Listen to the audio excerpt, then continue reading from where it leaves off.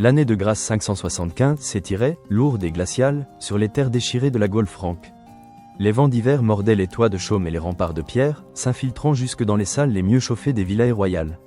Le royaume de Neustrie, sous la poigne inconstante de Chilpéric Ier, était une mosaïque de passions violentes et de calculs froids, où la religion nouvelle peinait à adoucir les mœurs ancestrales.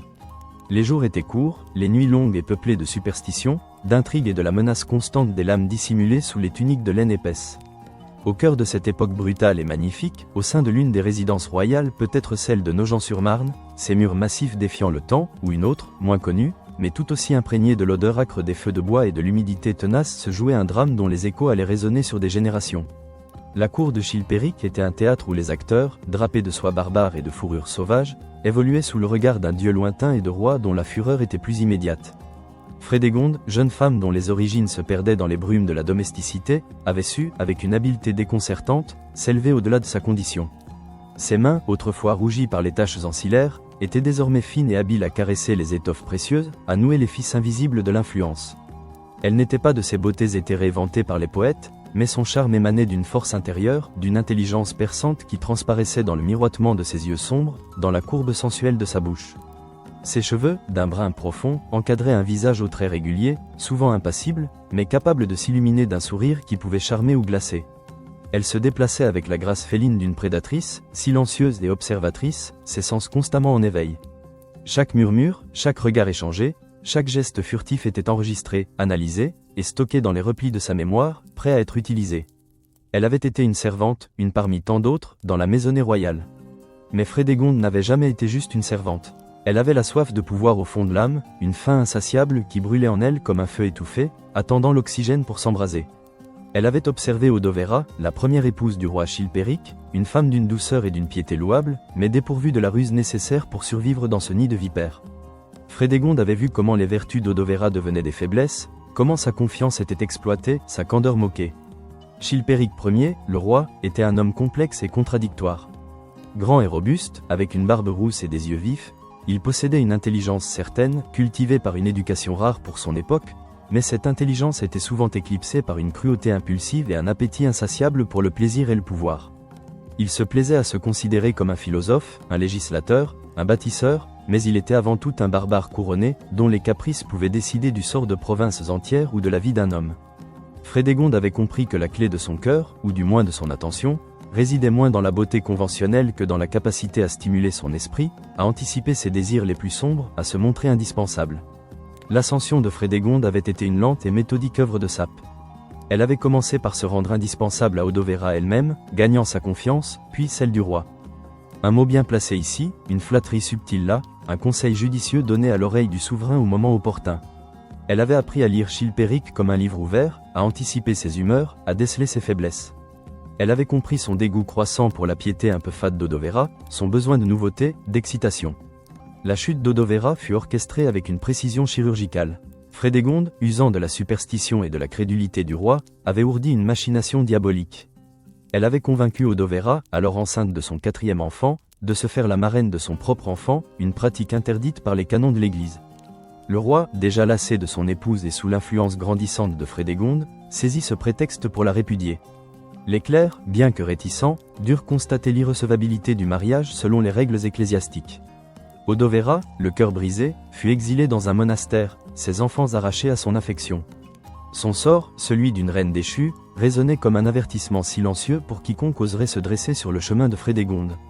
Le silence de la cour, lourd de non-dits, avait accompagné son départ, et une ombre de terreur respectueuse avait commencé à envelopper la jeune servante.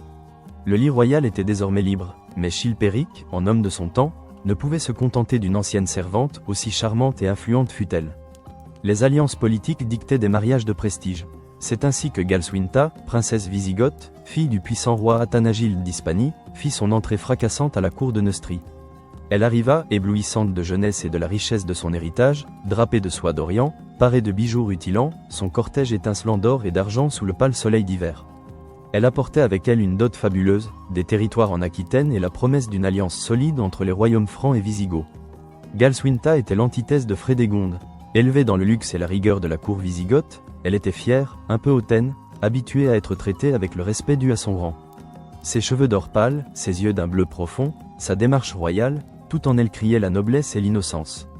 Elle ne comprenait pas les subtilités perfides de la cour franque, ni les jeux de pouvoir qui se nouaient dans l'ombre. Elle était un oiseau exotique, égaré dans une cage de fer. Chilpéric fut d'abord ébloui, la beauté de Galswintha, sa dot considérable, la dignité qu'elle apportait à son trône, tout cela le flattait. Il lui promit fidélité, il jura de l'aimer et de la chérir, et même, pour un temps, il se détourna de ses multiples concubines, Frédégonde comprise. Ce fut une période de torture silencieuse pour Frédégonde. Elle observait, tapie dans l'ombre, les démonstrations d'affection du roi envers sa nouvelle épouse. Chaque sourire de Chilpéric à Galswintha était un poignard dans son cœur ambitieux. Chaque nuit qu'il passait loin d'elle était une humiliation brûlante. Mais elle ne laissait rien transparaître. Son visage restait un masque, ses gestes mesurés. Elle continuait à remplir ses fonctions, à servir, à sourire, tout en tissant dans son esprit la toile d'une nouvelle machination. Elle avait appris la patience, cette arme redoutable des ambitieux. Elle savait que la passion du roi était aussi ardente qu'éphémère. Elle savait que Galswintha, malgré toute sa beauté et sa noblesse, ne possédait pas la ruse, la capacité de s'adapter, l'intelligence émotionnelle pour retenir un homme aussi inconstant que Chilpéric. La princesse Wisigott se plaignait de la promiscuité de la cour franque, de l'absence de ses dames de compagnie, du comportement volage du roi. Elle exigeait de lui qu'il renvoie toutes ses concubines, y compris Frédégonde, ce qu'il fit, du moins en apparence. Ce renvoi fut une bénédiction déguisée pour Frédégonde. Loin des regards de Galswintha, elle put reprendre ses manœuvres souterraines. Elle continuait de rencontrer Chilpéric en secret, dans des recoins sombres du palais, dans les jardins éclairés par la lune, ou même dans les résidences secondaires où le roi se retirait pour chasser. Elle attisait sa flamme, ravivait son désir, et surtout, elle semait la graine du mécontentement à l'égard de Galswintha. Elle dépeignait la reine Wisigott comme exigeante, froide, trop fière, incapable de comprendre le cœur passionné du roi. Elle soulignait le contraste entre la douceur feinte de Galswintha et la passion dévorante qu'elle, Frédégonde, lui offrait. Le roi, pris entre son devoir d'époux et son désir pour Frédégonde, commença à se sentir étouffé par les plaintes de Galswintha. Il regrettait sa liberté passée. Les yeux bleus de la princesse lui parurent soudain glaciales, sa beauté un fardeau. Il se confiait à Frédégonde, cherchant en elle le réconfort et la compréhension qu'il ne trouvait plus auprès de sa femme légitime. Et Frédégonde, avec une habileté diabolique, le confortait dans ses sentiments, le poussant subtilement vers des pensées plus sombres. L'air de la cour devint lourd d'une tension palpable. Les murmures circulaient, les regards furtifs trahissaient l'attente d'un événement inéluctable. Galswintha, isolée, sentait le danger se rapprocher. Ses nuits étaient peuplées de cauchemars, ses jours de pressentiments funestes. Elle suppliait Chilpéric de la laisser rentrer chez elle, en Hispanie, quitte à laisser derrière elle sa dot. Mais le roi, avide des richesses qu'elle avait apportées, refusait. Il ne pouvait se résoudre à la laisser partir avec les trésors. La nuit fatidique arriva, portée par une brise glaciale qui faisait claquer les bannières au-dessus des remparts. Les couloirs du palais étaient plongés dans une obscurité presque totale, seulement percés par la lumière vacillante de quelques torches et la lueur rougeâtre des brasiers dans les grandes salles. Le silence était oppressant, seulement rompu par le craquement occasionnel des poutres de bois ou le hurlement lointain d'un chien. Galswintha, épuisée par l'angoisse, s'était retirée dans ses appartements, espérant trouver un repos que son esprit tourmenté lui refusait. Elle était seule, ses servantes Wisigott ayant été renvoyées, remplacées par des femmes franques dont elle se méfiait. La flamme d'une lampe à huile vacillait près de son lit, jetant des ombres mouvantes sur les tapisseries murales qui dépeignaient des scènes de chasse. Elle lisait peut-être un psautier, cherchant le réconfort dans les mots sacrés. Pendant ce temps, dans les profondeurs du palais, Chilpéric et Frédégonde se rencontraient. Le roi, torturé par l'indécision, avait cédé à la pression insidieuse de sa maîtresse.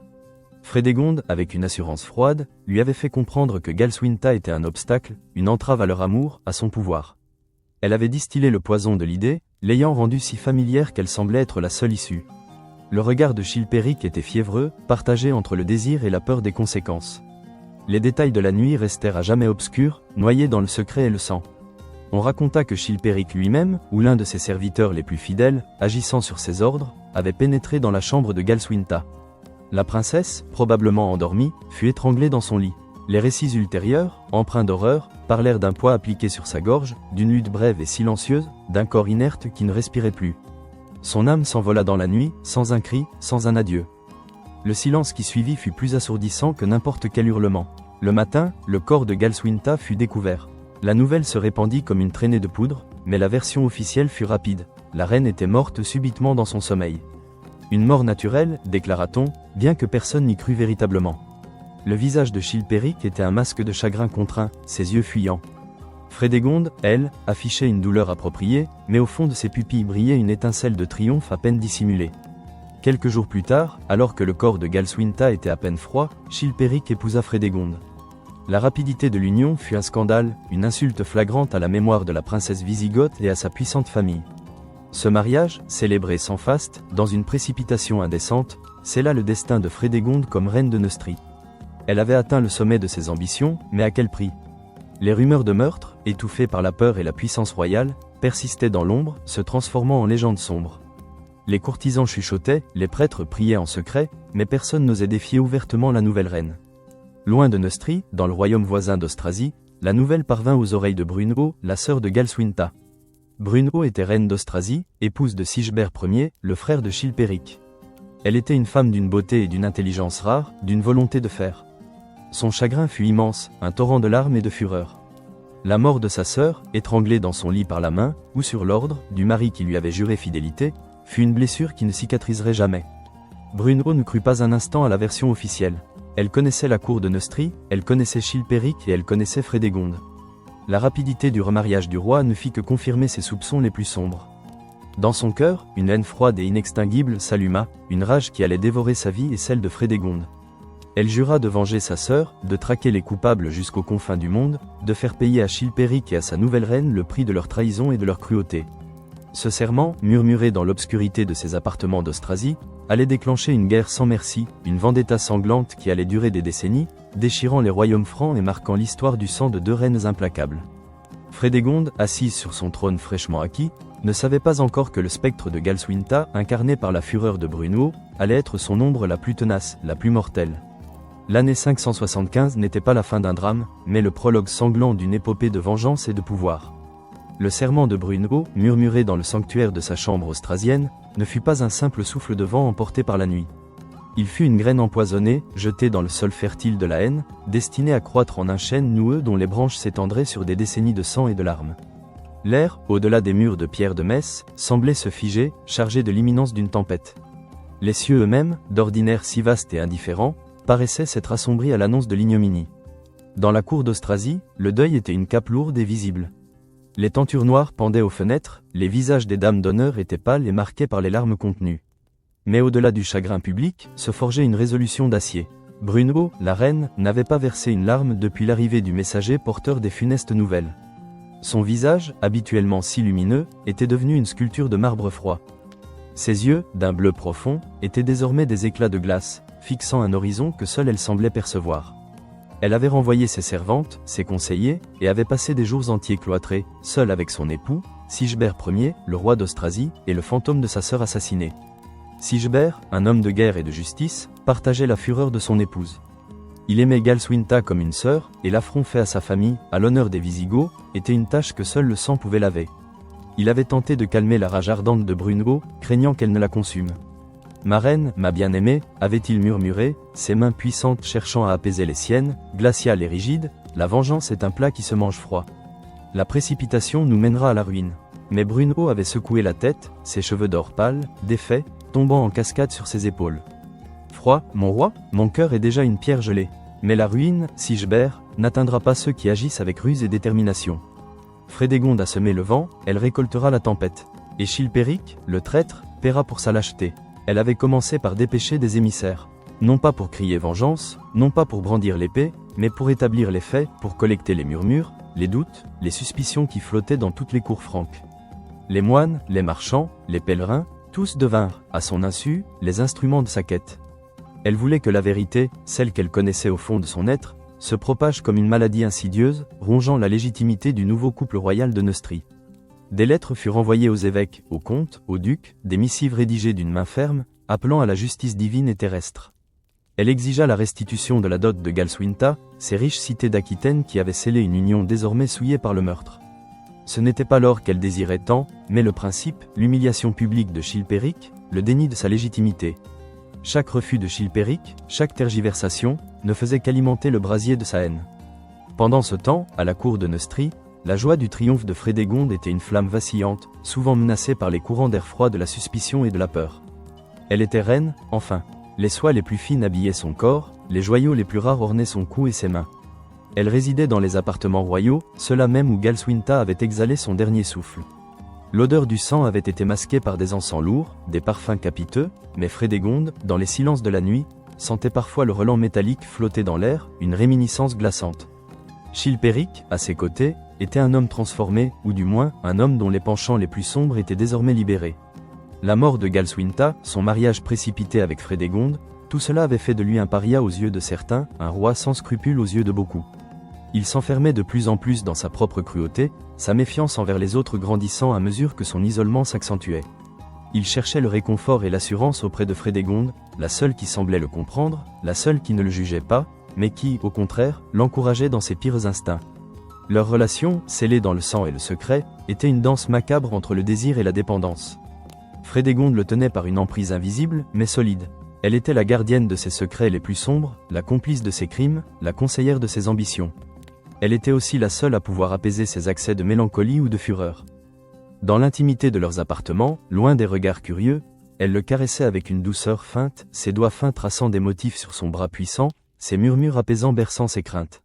Mais sous cette surface de tendresse, ses pensées étaient une forge ardente, calculant chaque mouvement, chaque parole, pour consolider sa position. La menace de Brunehaut planait comme une ombre persistante. Frédégonde la sentait, même à des centaines de lieues. Chaque rapport des espions, chaque rumeur de la cour d'Austrasie, était scrutée avec une attention fiévreuse. Elle savait que Brunehaut ne pardonnerait jamais.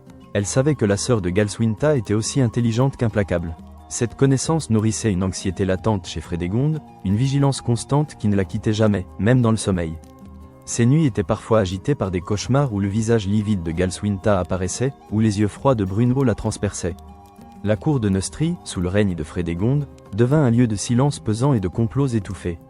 Les courtisans marchaient sur des œufs, craignant la colère du roi et l'œil perçant de la reine. Frédégonde ne tolérait aucune dissidence, aucune critique. Ceux qui avaient osé murmurer à l'oreille de Chilpéric des doutes sur la mort de Galswintha, ou qui avaient exprimé leur dégoût face à la précipitation du remariage, se retrouvaient rapidement exilés, ruinés, ou pis encore, disparaissaient sans laisser de traces. Le silence de la terreur s'installait. Mais la plus grande menace pour Frédégonde ne venait pas seulement d'Austrasie. Elle venait aussi de l'intérieur, des enfants de Chilpéric et d'Odovera. Mérové, l'aîné, était un jeune homme fier et impétueux, qui n'avait jamais pardonné à Frédégonde le traitement infligé à sa mère. Il était un rappel vivant de l'ancienne reine, un prétendant potentiel au trône, et un danger évident pour les futurs enfants de Frédégonde. Clodoric et Clovis, les plus jeunes, étaient encore des garçons, mais leur existence même était une épine dans le pied de la nouvelle reine. Frédégonde, obsédée par la légitimité de sa propre lignée, devait assurer sa descendance. Elle tomba enceinte peu après son mariage avec Chilpéric. L'attente fut une épreuve de nerfs. Chaque douleur, chaque malaise était interprété comme un signe, un présage. Elle priait aux autels des saints, mais aussi, disait-on, consultait des femmes au savoir ancien et obscur, cherchant à s'assurer la faveur des puissances terrestres et d'outre-monde. Quand son premier enfant, un fils, naquit, une vague de soulagement la submergea. Enfin, un héritier, un fruit de son union avec Chilpéric, qui renforcerait sa position. Mais la joie fut de courte durée. L'enfant, fragile, s'éteignit quelques mois plus tard, emporté par une maladie infantile. Le chagrin de Frédégonde fut réel, mais sa détermination à avoir un héritier capable de survivre en fut décuplée. Elle enchaîna les grossesses, mais les enfants mouraient les uns après les autres, frappés par des maladies mystérieuses ou des accidents. Chaque perte renforçait sa conviction que des forces obscures, peut-être la malédiction de Galswintha, ou la jalousie de Brunehaut, s'acharnaient sur elle. Sa foi en Dieu, si elle en avait jamais eu une profonde, s'émoussait, remplacée par une superstition grandissante et une cruauté redoublée envers ceux qu'elle soupçonnait de lui vouloir du mal. Mérové, le fils d'Odovera, observait tout cela avec un mélange de tristesse et de rage. Il voyait sa belle-mère, celle qui avait exilé sa mère et qui, il en était certain, avait causé la mort de Galswintha, s'installer confortablement sur le trône. Il sentait la menace peser sur lui et ses frères. Il était jeune, mais son cœur était empli d'une soif de justice. Il chercha des alliés, et c'est naturellement qu'il se tourna vers l'Austrasie, vers sa tante Brunehaut, qui représentait pour lui le dernier espoir d'une revanche. Les échanges clandestins entre Mérové et Brunehaut commencèrent. Des messagers secrets, traversant les frontières toujours plus hostiles, portaient des lettres scellées, des promesses de soutien, des plans ébauchés. Brunehaut, apprenant l'existence de cet allié inattendu au cœur même du royaume ennemi, y vit une opportunité inespérée. Elle encouragea Mérové, le nourrissant de l'espoir de renverser Frédégonde et de restaurer l'honneur de sa mère. La tension entre les royaumes de Neustrie et d'Austrasie montait d'un cran chaque jour. Les escarmouches le long des frontières se multipliaient. Des villages étaient pillés, des récoltes incendiées. Les alliances se formaient et se défaisaient au gré des intérêts et des peurs. Les nobles francs, souvent liés par le sang ou par des serments, se retrouvait déchiré entre les deux factions royales. Sigebert, poussé par Brunehaut et par sa propre conscience, réclamait avec insistance la restitution de la dot de Galswintha. Chilpéric, quant à lui, refusait catégoriquement, arguant que Galswintha avait épousé son royaume et que sa dot était désormais sienne. C'était un prétexte, une provocation calculée. L'Église, représentée par des évêques souvent puissants et influents, tentait de jouer un rôle de médiateur. Des conciles furent convoqués, des lettres pontificales échangées, mais les passions des rois étaient trop fortes, les blessures trop profondes. Les évêques, bien que craignants pour leur âme et celle de leur souverain, étaient souvent impuissants face à la fureur barbare qui animait les cours franques. Certains, comme Grégoire de Tours, consignaient avec horreur les atrocités commises, mais leur voix peinait à être entendue au-dessus du cliquetis des armes. Frédégonde, consciente de l'influence de l'Église, tentait de manipuler les clercs à son avantage. Elle multipliait les dons aux monastères, les fondations pieuses, les gestes de dévotion publique, espérant ainsi racheter son âme ou, du moins, apaiser les critiques. Mais ces actes étaient souvent contredits par sa cruauté privée, ses exécutions secrètes, ses manipulations incessantes. L'année 575 laissa place à 576, puis 577, et la vendetta de Brunehaut ne faiblissait pas. Au contraire, elle s'intensifiait. Sigebert, encouragé par sa reine, leva une armée. Les trompettes de guerre résonnèrent dans les vallées d'Austrasie, appelant les guerriers à prendre les armes. Les comtes et les ducs, fidèles à Sigebert, rassemblèrent leurs hommes, leurs chevaux, leurs armes. Le temps des escarmouches était révolu. La guerre ouverte était inévitable. Chilpéric, de son côté, ne resta pas inactif. Il fit appel à ses propres vassaux, à ses alliés, et mobilisa les forces de Neustrie. Il se sentait trahi par son frère, manipulé par les exigences de Brunehaut. Frédégonde, à ses côtés, soufflait sur les braises de sa colère, le convainquant que Sigebert et Brunehaut cherchaient non seulement la vengeance, mais aussi la destruction de son royaume et la mort de ses enfants, si jamais elle parvenait à en avoir un qui survive. La première campagne majeure éclata, une confrontation brutale qui allait marquer le début d'une longue et sanglante série de conflits fratricides. Les armées se rencontrèrent sur les vastes plaines, leurs bannières claquant au vent, leurs cris de guerre déchirant l'air froid. Le choc des boucliers, le sifflement des flèches, le cliquetis des épées résonnèrent sur des lieux. Des milliers d'hommes, francs contre francs, s'entretuèrent pour venger une reine morte et pour satisfaire l'ambition d'une autre. Dans l'agitation de la guerre, Mérové, le fils d'Odovera, vit son opportunité. Il rejoignit les forces de Sigebert, trahissant son père et sa belle-mère. Son geste fut un coup de poignard dans le dos de Chilpéric, une humiliation publique qui renforça la détermination de Frédégonde à éliminer tous les obstacles à sa lignée. Elle vit en Mérové la preuve que tant que les fils d'Odovera respiraient, son trône et la vie de ses propres enfants seraient en danger. La guerre devint une affaire personnelle entre les deux reines, une lutte à mort par procuration. Brunehaut, du fond de son palais, dirigeait les opérations militaires avec une intelligence stratégique redoutable. Elle ne se contentait pas d'inciter son mari à la guerre, elle participait activement au conseil, conseillant sur les tactiques, les alliances, les fournitures. Elle était le cerveau derrière la fureur de Sigebert. Frédégonde, de son côté, manipulait Chilpéric, l'incitant à la cruauté, à la ruse, à l'élimination systématique de ses ennemis. Elle n'hésitait pas à utiliser l'assassinat, le poison, la calomnie pour affaiblir ses adversaires. Le paysage politique des royaumes francs, déjà complexe, devint un véritable labyrinthe de trahisons et d'alliances éphémères. Les ducs et les comtes changeaient de camp au gré des victoires et des défaites, des promesses et des menaces. Les frontières étaient fluides, les allégeances incertaines. Au milieu de ce chaos, la haine entre Brunehaut et Frédégonde était la seule constante, le fil rouge qui tissait cette toile sanglante. Frédégonde, malgré ses victoires temporaires et son emprise sur Chilpéric, ne connaissait pas la paix. Elle était une reine sans cesse sur le qui-vive, ses sens en alerte, ses pensées tourbillonnant sans répit. Elle ne pouvait faire confiance à personne, pas même à son mari qu'elle tenait en laisse, mais dont l'inconstance était légendaire. Elle savait que sa position était précaire, que chaque jour était une bataille pour conserver ce qu'elle avait si durement acquis. Le spectre de Galswintha, ravivé par la fureur de Brunehaut, était un fardeau qu'elle portait constamment. Elle avait le pouvoir, la richesse, la couronne, mais la sérénité lui était refusée. Le trône de Neustrie était un siège d'épines, chaque acclamation de la foule un murmure de suspicion, chaque silence une menace. Elle était la reine, mais aussi la prisonnière de ses propres crimes et de la vengeance qui la traquait. Et la vengeance, telle une bête affamée, se rapprochait. Sigebert, poussé par la détermination inébranlable de Brunehaut, avançait en Neustrie, remportant des victoires significatives. La chute de Chilpéric semblait inévitable. La couronne de Neustrie, si chèrement acquise par Frédégonde, menaçait de glisser de leurs mains. La guerre, déclenchée par un meurtre dans l'ombre, était sur le point d'atteindre son paroxysme, et le sang allait couler à flot, lavant peut-être les péchés des uns, mais en créant de nouveaux, plus profonds encore. Frédégonde, depuis les remparts de son palais, observait les nuages de poussière s'élever à l'horizon, signe de l'approche des armées d'Austrasie. Ses mains, autrefois si habiles à ourdir des complots, tremblaient légèrement. La peur, une compagne familière, se faisait plus pressante, plus suffocante.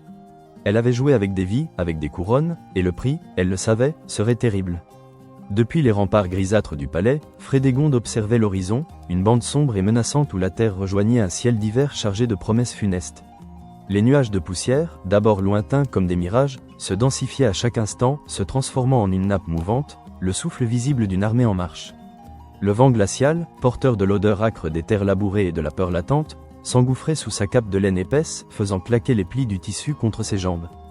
Ses mains, autrefois si habiles à ourdir des complots invisibles, tremblaient légèrement, une secousse imperceptible qu'elle s'efforçait de maîtriser. La peur, une compagne familière dans l'ombre de son ambition, se faisait plus pressante, plus suffocante, une étreinte glaciale autour de son cœur. Autour d'elle, les quelques sentinelles, des hommes au visage buriné par les intempéries et la vigilance constante, scrutaient également l'approche de l'ennemi. Leur regard était lourd d'une anxiété qu'ils ne pouvaient dissimuler, des étincelles de fatalisme dans le fond de leurs yeux. Le silence, parfois rompu par le hennissement lointain d'un cheval ou le cliquetis métallique d'une armure, était plus éloquent que n'importe quel cri de guerre. C'était le silence de l'attente, celui qui précède l'orage. Frédégonde sentait la tension monter, une corde invisible se serrant autour de la gorge du royaume. Dans l'intimité du palais, les bruits de la vie courante s'étaient tus. Les rires des enfants avaient disparu, les conversations des courtisans étaient devenues des murmures étouffés. Chaque visage qu'elle croisait était un miroir de ses propres angoisses. Chilpéric, son roi et son complice, étaient enfermés dans ses appartements, tantôt pris d'accès de fureur contre le destin, tantôt sombrant dans une mélancolie abattue. Il la cherchait, la réclamait, comme un enfant terrifié cherche sa mère. Elle était sa boussole dans la tempête, son roc dans le chaos, celle qui avait toujours su trouver une issue, même dans les situations les plus désespérées. Mais cette fois, l'issue était-elle seulement concevable ? L'armée de Sigebert, menée par la main vengeresse de Brunehaut, n'était pas une simple razzia. C'était une force implacable, animée par une justice implacable, celle du sang versé. Des rapports parvenaient de partout. Les villes tombaient les unes après les autres, les garnisons de Neustrie étaient balayées, les populations se ralliaient à l'Austrasien, lassées de l'inconstance de Chilpéric et de la cruauté de Frédégonde. Chaque messager apportait son lot de mauvaises nouvelles. Chaque carte tracée par les stratèges du roi montrait un territoire qui rétrécissait, une armée qui reculait. Sigebert, le frère de Chilpéric, était devenu un conquérant aux portes de la capitale, et il ne venait pas seulement pour la dot de Galswinta, mais pour le trône, pour l'honneur, pour la vie. Frédégonde se retira des remparts, son esprit bouillonnant. Le couloir de pierre, froid et austère, résonnait sous ses pas. Chaque détail de sa vie, chaque choix, chaque crime, défilait devant ses yeux intérieurs. Elle avait tout risqué, tout sacrifié pour cette couronne, pour cette position. Elle ne pouvait pas la perdre, pas maintenant, pas après tout ce sang versé, toutes ces âmes damnées. La pensée de retourner à l'obscurité de sa condition d'antan était une torture plus grande que la mort. La pensée de voir Brunehaut triompher, de la voir fouler aux pieds sa victoire, était insupportable. Elle trouva Chilpéric dans sa chambre, assis devant une table encombrée de cartes et de parchemins, le visage défait, les yeux cernés. Sa barbe rousse, habituellement soignée, était hirsute. Il tenait une coupe de vin à la main, mais ne buvait pas. Ses doigts serraient le bord de la coupe avec une force telle que ses jointures étaient blanches. « Ils arrivent, Frédégonde, dit-il d'une voix rauque, sans même lever les yeux. Ils sont à quelques jours de marche. Les traîtres se rallient à Sigebert. Même les évêques de notre propre royaume lui envoient des émissaires. » Il frappa la table du poing, faisant tinter la vaisselle. « Mon propre frère, celui avec qui j'ai partagé mon enfance, mes jeux. Il vient me déposséder, me tuer. » Frédégonde s'approcha, sa démarche souple et silencieuse. Elle posa une main sur son épaule, son contact, malgré la situation, apaisant pour le roi. « Il ne fera rien, monseigneur, si nous ne le laissons pas faire, dit-elle, sa voix basse et ferme, comme un baume sur sa fureur. Chilpéric leva enfin les yeux, un mélange d'espoir et de désespoir dans son regard.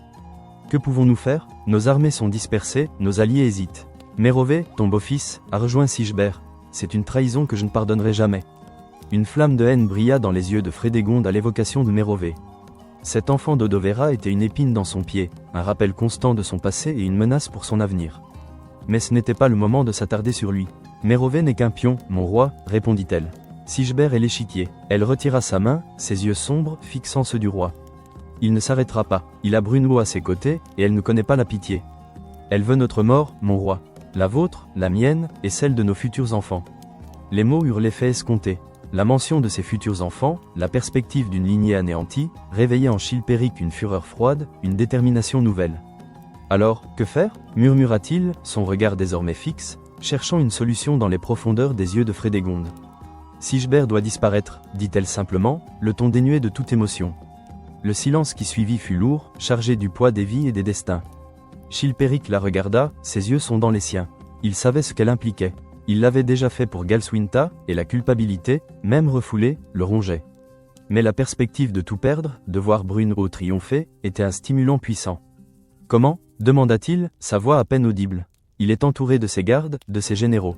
Son camp est fortifié. » Frédégonde sourit, un sourire sans joie, une grimace de prédatrice. « Les hommes ont des faiblesses, mon roi. Et la haine est une arme plus tranchante que n'importe quelle épée. Nous trouverons les hommes, des hommes désespérés, des hommes qui n'ont rien à perdre, ou tout à gagner. » Les jours suivants furent une course contre la montre. L'armée de Sigebert avançait inexorablement, ses cornes de guerre résonnant de plus en plus près. Les paysans fuyaient les campagnes, les routes étaient encombrées de charrettes et de bétail. La panique s'installait. Des rumeurs couraient que Sigebert avait déjà été proclamé roi de Neustrie par certains comtes félons. La cour de Chilpéric était un navire en train de couler. Frédégonde, cependant, était d'une activité fébrile. Elle dépêcha ses espions, ses agents les plus loyaux, dans les faubourgs de Paris, dans les villages avoisinants, partout où la misère et le ressentiment pouvaient être exploités. Elle cherchait des âmes perdues, des hommes prêts à vendre leur âme pour un sac d'or, pour une promesse de pardon, pour la simple chance de frapper un grand coup. Elle en trouva deux, des hommes du peuple, des sicaires de métier, dont les noms se sont perdus dans les annales, mais dont les mains allaient changer le cours de l'histoire. Deux jeunes hommes, au cœur endurci par une vie de privation, aux mains agiles et sans scrupules. Elle les rencontra dans l'obscurité d'une ruelle, enveloppés dans une cape sombre, le visage dissimulé. Elle leur offrit une fortune, une liberté totale, une promesse de gloire éternelle pour leur audace. Et surtout, elle leur donna un but, tuer le roi Sigebert. Le plan était audacieux, presque suicidaire. Sigebert était au sommet de sa puissance, entouré de ses fidèles. Il campait à Vitry-en-Artois, ou peut-être à Paris même, les sources divergent, mais peu importe le lieu, la situation était la même, la victoire était à portée de main. Il était confiant, presque arrogant dans sa certitude. Brunehaut, sa reine, était à ses côtés, son esprit aiguisant chaque décision, son regard vigilant scrutant les moindres faiblesses de l'ennemi. Elle savourait déjà le goût de la vengeance. Le jour fatidique arriva. Les armées de Sigebert étaient massées aux portes de ce qui restait du royaume de Chilpéric. La bataille finale semblait imminente. Chilpéric et Frédégonde étaient retranchés dans un château, leurs forces réduites, leur morale au plus bas. L'odeur de la défaite planait, lourde et suffocante. Puis vint la nouvelle, non pas un cri de guerre, mais un murmure qui se propagea comme un feu de brousse. Sigebert, le roi d'Austrasie, était mort. Assassiné. Les détails étaient flous, contradictoires, mais la vérité brutale était là. Deux hommes, des sicaires, s'étaient introduits dans son camp. Ils avaient prétendu être des émissaires de Chilpéric, porteurs d'un message urgent, d'une proposition de reddition. Sigebert, dans son arrogance et sa certitude de victoire, les avait reçus. Au moment où ils tendaient l'oreille pour entendre leur message, les deux hommes avaient sorti des couteaux empoisonnés, dissimulés sous leur tunique. Ils avaient frappé, rapidement, avec une efficacité mortelle. Les lames, imprégnées d'un poison lent et insidieux, avaient transpercé la chair royale. Sigebert était tombé, ses yeux s'écarquillant de surprise et de douleur, avant que la mort ne le saisisse. Les sicaires avaient été tués sur le champ par les gardes, mais leur mission était accomplie. Dans le château où Chilpéric et Frédégonde attendaient leur destin, la nouvelle fut d'abord accueillie par un silence incrédule, puis par un rugissement de soulagement. Chilpéric, qui s'était effondré dans un fauteuil, se leva d'un bond, le visage blême, mais les yeux brillants d'une fureur mêlée d'un triomphe inespéré. « Mort » s'écria-t-il. « Sigebert est mort ?» Frédégonde, elle, ne laissa transparaître aucune émotion. Son visage était une toile vierge, ses yeux d'un noir d'encre ne trahissaient rien. Mais au fond d'elle, une vague de soulagement, froide et intense, la submergea. Le plan avait fonctionné, l'impossible était arrivé, la menace la plus directe était éliminée. Le prix était élevé, mais la couronne était sauvée. La mort de Sigebert eut l'effet d'une déflagration. L'armée austrasienne, privée de son chef, fut prise de panique. La discipline se rompit, les troupes se dispersèrent. Les nobles, qui s'étaient ralliés à Sigebert, hésitèrent, puis se retirèrent, craignant la vengeance de Chilpéric. Le vent avait tourné. La victoire, qui semblait assurée pour Brunehaut, lui fut arrachée au moment même où elle tendait la main pour la saisir.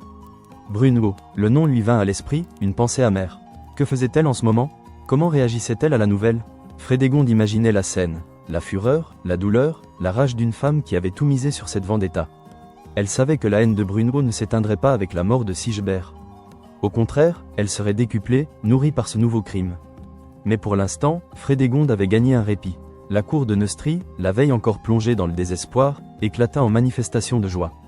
Les courtisans, opportunistes par nature, se pressaient autour de Chilpéric, le félicitant pour cette victoire divine, oubliant leur lâcheté d'hier. Frédégonde observait cette mascarade avec un cynisme amusé. Elle savait que leur loyauté était fragile, leur soutien éphémère.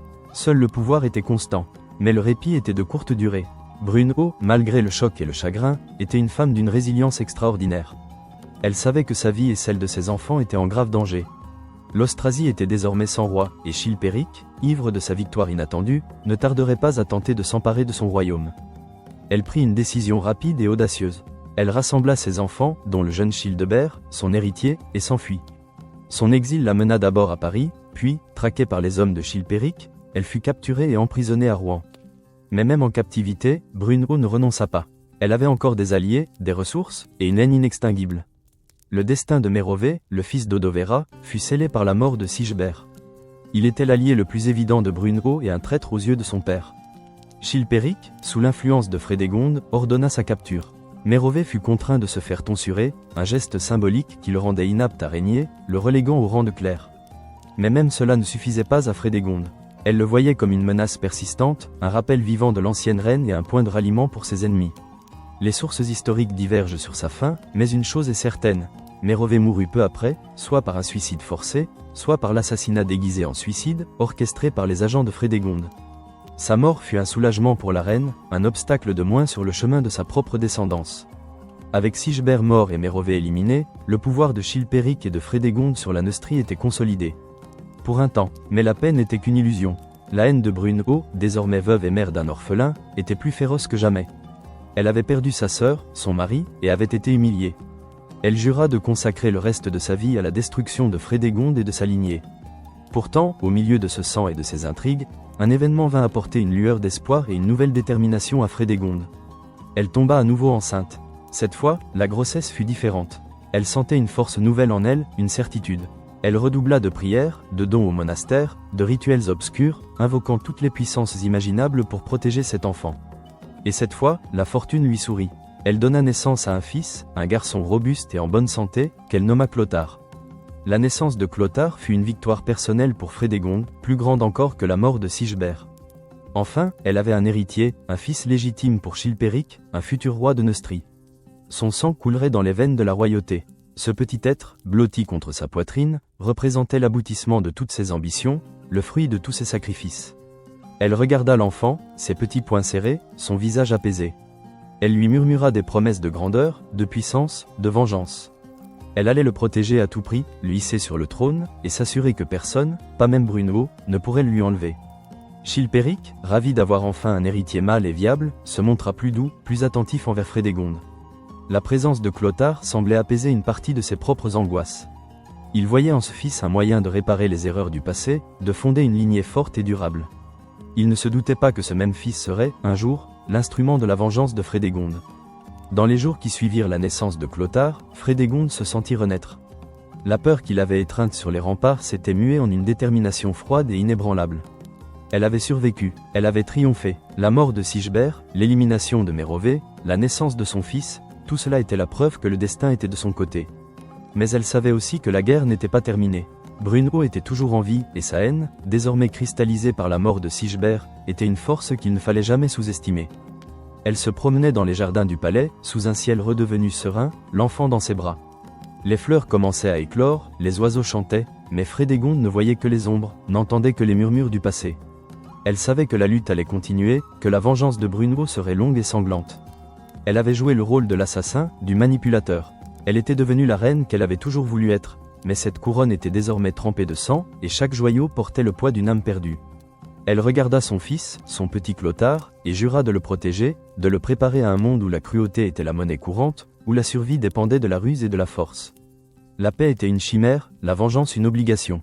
Et Frédégonde, la femme qui avait tout osé pour le pouvoir, était prête à tout pour le conserver, pour elle et pour son fils. Le chemin vers la royauté avait été pavé de cadavres, et le chemin pour la conserver le serait tout autant. L'année 575 avait été le prologue sanglant, mais la véritable épopée, celle de la vendetta entre les deux reines, ne faisait que commencer, promettant des décennies de sang, de larmes et de fureur.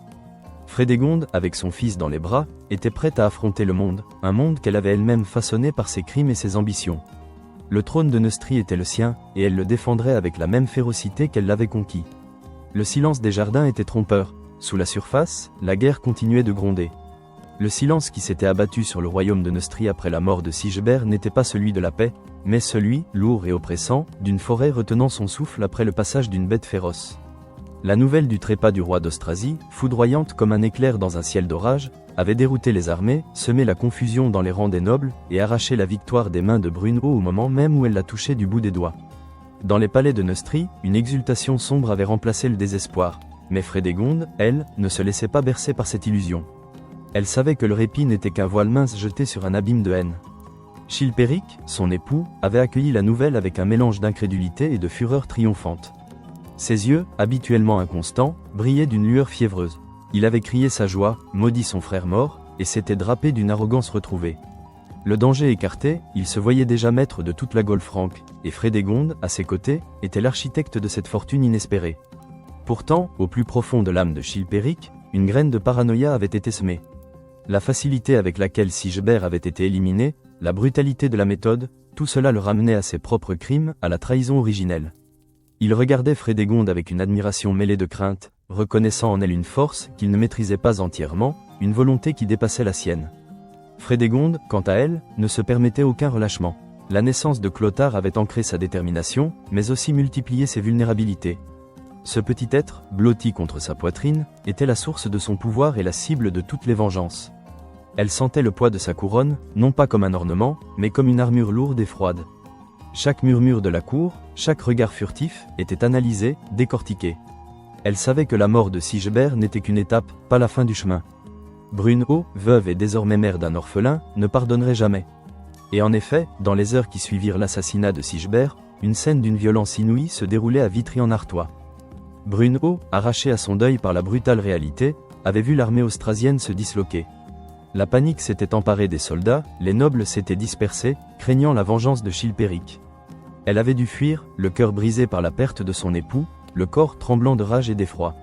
Son jeune fils, Childebert, à peine âgé de 6 ans, était l'unique espoir de l'Austrasie et sa propre survie était liée à la sienne. Traquée par les hommes de Chilpéric, elle fut finalement capturée et emprisonnée à Rouen.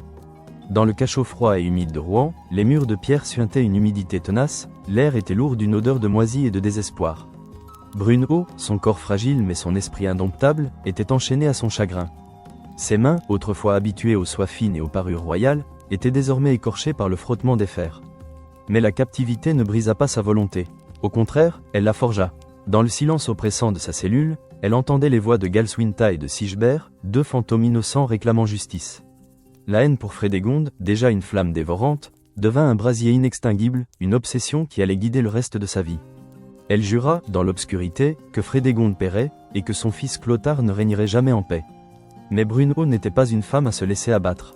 Son intelligence politique, sa capacité à tisser des alliances même dans l'adversité, était aussi redoutable que la ruse de Frédégonde. Elle réussit à échapper de sa prison de Rouen, grâce à l'aide de l'évêque Prétexta et de Mérové, le fils répudié de Chilpéric et d'Odovera, qui avait épousé Brunehaut par la force des circonstances. Leur union, scellée dans la précipitation et la rébellion, était un affront supplémentaire à Chilpéric et Frédégonde. Cependant, la destinée de Mérové était scellée. Traqué, il fut contraint de se faire tonsurer, puis, selon les récits, se donna la mort ou fut aidé à le faire afin d'échapper à la cruauté de Frédégonde. Sa disparition fut une nouvelle victoire pour la reine de Neustrie, éliminant un autre prétendant potentiel et un allié de Brunehaut. Les années s'écoulèrent, lourdes des affrontements incessants entre les royaumes francs. Le calendrier des moines tournait, marquant les hivers rigoureux et les étés caniculaires, mais la vendetta entre les deux reines ne connaissait ni trêve ni saison. Frédégonde, assise sur son trône, continuait sa moisson de sang. Odovera, l'ancienne reine, exilée dans un monastère, fut assassinée sur ses ordres. Clodoric et Clovis, les autres fils de Chilpéric et Odovera, furent également éliminés, victimes de complots ourdis par Frédégonde. Chaque mort renforçait sa position, mais aussi la rendait plus isolée, plus paranoïaque. Le palais de Neustrie était devenu une forteresse de la peur, où les sourires étaient des masques et les murmures des menaces. Chilpéric, quant à lui, s'enfonçait dans une cruauté toujours plus grande, une mélancolie de plus en plus profonde. Il était le jouet de ses propres passions et de la volonté implacable de Frédégonde. Ses accès de fureur étaient légendaires, ses caprices tyranniques. Il se défiait de tous, craignant les complots, les trahisons, les poisons. Frédégonde était sa seule confidente, sa seule ancre dans un monde qu'il percevait comme hostile. Elle le tenait en laisse par un mélange subtil de désir, de peur et de complicité. Mais même elle ne pouvait le protéger de tous les périls. Le royaume de Neustrie, sous leur règne, était un pays déchiré. Les campagnes étaient ravagées par les guerres, les villes saignées par les impôts. Les évêques, comme Grégoire de Tours, observaient avec horreur cette spirale de violence, consignant les atrocités dans leurs chroniques, mais leur voix s'éteignait face à la fureur des rois. Des famines, des épidémies s'abattaient sur le peuple, interprétées comme des châtiments divins pour les péchés de leurs souverains. Frédégonde, malgré ses victoires sanglantes, était hantée par la menace de Brunehaut. Elle savait que la reine d'Austrasie, réfugiée auprès de son jeune fils Childebert, avait rebâti son pouvoir, tissant des alliances avec les nobles austrasiens et même avec les Lombards. Brunehaut était une stratège redoutable, et sa haine était une force motrice inépuisable. Elle ne voulait pas seulement la mort de Frédégonde, mais aussi la destruction de sa lignée, l'anéantissement de Clothar. Pourtant, la vie continuait, étrangement, au milieu de cette violence. Frédégonde donna naissance à d'autres enfants, des filles, qui moururent souvent en bas âge, renforçant sa superstition et sa fureur. Chaque perte était interprétée comme un signe, une malédiction. Mais Clothar grandissait, un enfant robuste et en bonne santé, l'unique espoir de sa mère. Frédégonde veillait sur lui avec une férocité maternelle, le protégeant de toutes les menaces, réelles ou imaginaires. L'année 584 fut une année charnière. La paix, fragile et incertaine, semblait s'être installée pour un temps. Chilpéric, peut-être là des guerres incessantes, ou simplement distrait par de nouvelles passions, se trouvait dans sa villa de Chelles, non loin de Paris. Une soirée d'automne, la lumière dorée du crépuscule filtrait à travers les vitraux, projetant des ombres mouvantes sur les murs. Le roi revenait d'une chasse, l'air vif de la forêt encore sur son visage. Il riait, son humeur semblait légère.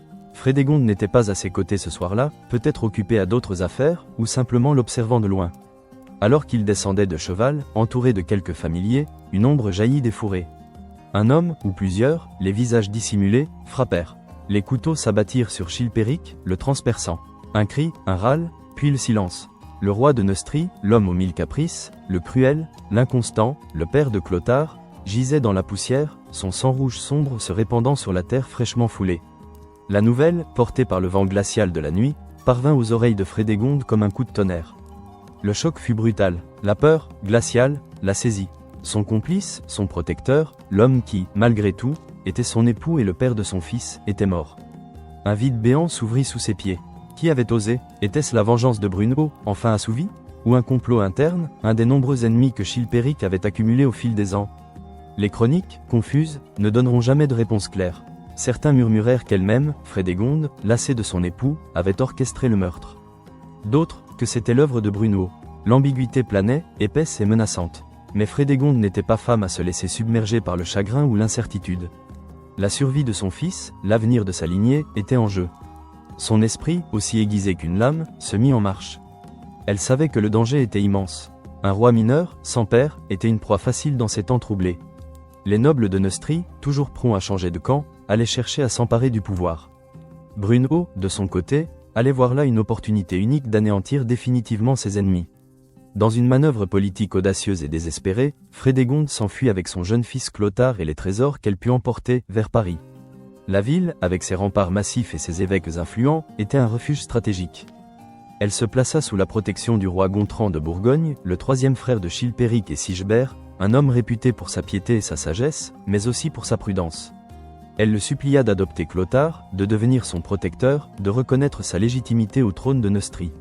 C'était une humiliation pour elle, l'orgueilleuse reine, de dépendre de la bonne volonté d'un autre. Mais elle était prête à tout pour son fils.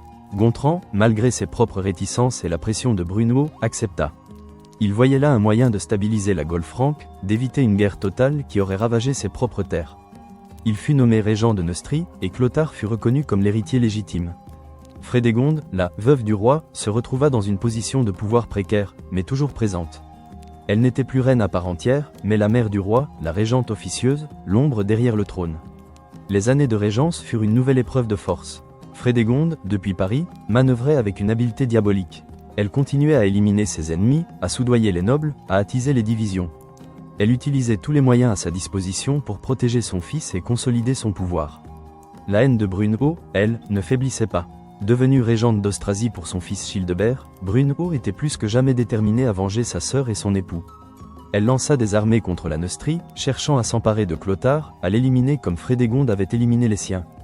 Les deux reines, figures emblématiques et sanglantes de leur époque, menèrent une guerre sans merci, une vendetta personnelle qui déchira les royaumes francs pendant des décennies. Frédégonde, dans son palais parisien, son fils à ses côtés, était une force de la nature, une mère louve protégeant son unique petit. Elle ne reculait devant rien, assassinat, trahison, manipulation. Elle avait appris que la cruauté était nécessaire pour survivre, que la pitié était une faiblesse mortelle.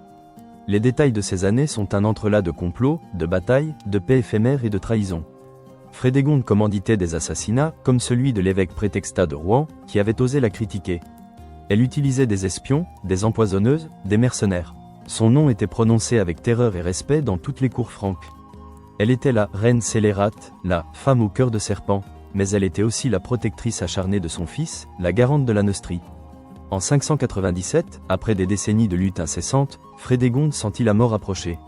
Elle était à Paris, dans les mêmes appartements où elle avait tant manœuvré, tant conspiré. Le corps, usé par les grossesses, les deuils, les angoisses et la violence, commençait à la trahir. Ses forces l'abandonnaient, mais son esprit restait clair, acéré.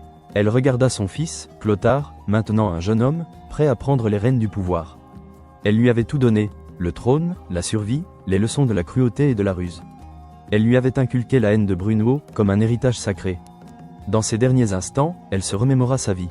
La jeune servante ambitieuse, les mains rougies par les taches, rêvant d'un destin plus grand. L'amante secrète de Chilpéric, semant la discorde. La meurtrière de Galswinta, l'exécutrice d'Odovera et de ses fils. La régente impitoyable. Elle n'avait jamais connu la paix, jamais recherché la sainteté. Elle avait voulu le pouvoir, et elle l'avait obtenu, au prix de son âme et du sang de tant d'autres. Ses yeux sombres se posèrent une dernière fois sur son fils, Clothar. Son œuvre était achevée. Elle mourut, non pas en paix, mais avec la certitude d'avoir assuré la survie de sa lignée. Le décès de Frédégonde ne mit pas fin à la vendetta. Au contraire, il la transforma. La haine de Brunehaut, privé de sa cible principale, se reporta entièrement sur Clothar, le fils de sa rivale. Pendant 16 années encore, Brunehaut continua sa lutte, cherchant à unifier les royaumes francs sous son petit-fils, mais surtout à détruire la lignée de Frédégonde. Elle était devenue une figure puissante, mais isolée, ses méthodes impitoyables lui ayant aliéné de nombreux nobles et évêques. Le destin, avec une ironie cruelle, voulut que ce soit Clothar II, le fils de Frédégonde, qui mette fin à la longue et sanglante histoire de Brunehaut. En 613, après de nouvelles guerres et trahisons, Brunehaut, âgé et affaibli, fut capturé par Clothar. Le jeune roi, imprégné de la haine de sa mère, ne lui fit aucune pitié. La vieille reine fut soumise à des tortures atroces pendant 3 jours, puis attachée à la queue d'un cheval sauvage et traînée à mort. Ses restes furent brûlés et ses cendres dispersées. La vengeance, initiée par la mort de Galswinta en 575, avait enfin trouvé son accomplissement ultime dans le sang de Brunehaut. L'héritage de cette relation interdite, scellée dans le meurtre et le secret, fut une ère de violence inouïe qui marqua profondément l'histoire des royaumes francs. Frédégonde et Brunehaut, 2 reines d'une force et d'une intelligence exceptionnelles, mais consumées par la haine, incarnent la brutalité et la complexité de l'époque mérovingienne. Leur vie, entrelacée par le sang et la vengeance, contribuèrent à façonner un royaume où le pouvoir était conquis et conservé par la ruse et la force brute. Frédégonde, la servante devenue reine, la meurtrière de reines et de rois, la mère louve, la stratège impitoyable, la manipulatrice hors pair, fut l'une des figures les plus fascinantes et terrifiantes de son temps. Elle laissa derrière elle un royaume de Neustrie consolidé, un fils sur le trône, et une légende noire qui allait traverser les siècles. Sa vie fut une leçon de survie dans un monde impitoyable, une démonstration que l'ambition, même la plus sombre, pouvait triompher des origines les plus modestes. Les échos de leur vie, de leurs crimes et de leur haine, résonnèrent longtemps après leur disparition. Les chroniques les dépeignirent comme des monstres, des figures diaboliques, mais leur histoire est aussi celle de femmes puissantes qui, dans une société dominée par les hommes, surent user de tous les moyens pour exister, pour régner, pour laisser leur empreinte indélébile sur le grand livre de l'histoire. La Gaule franque, forgée dans le sang et les larmes de cette vendetta royale, allait lentement, douloureusement, se transformer en ce qui deviendrait la France, portant en elle les cicatrices de ses reines de fer et de sang. Leurs noms, Frédégonde et Brunehaut, demeurent gravés dans la mémoire collective comme le symbole d'une ère où la passion, l'ambition et la vengeance régnèrent en maîtres absolus.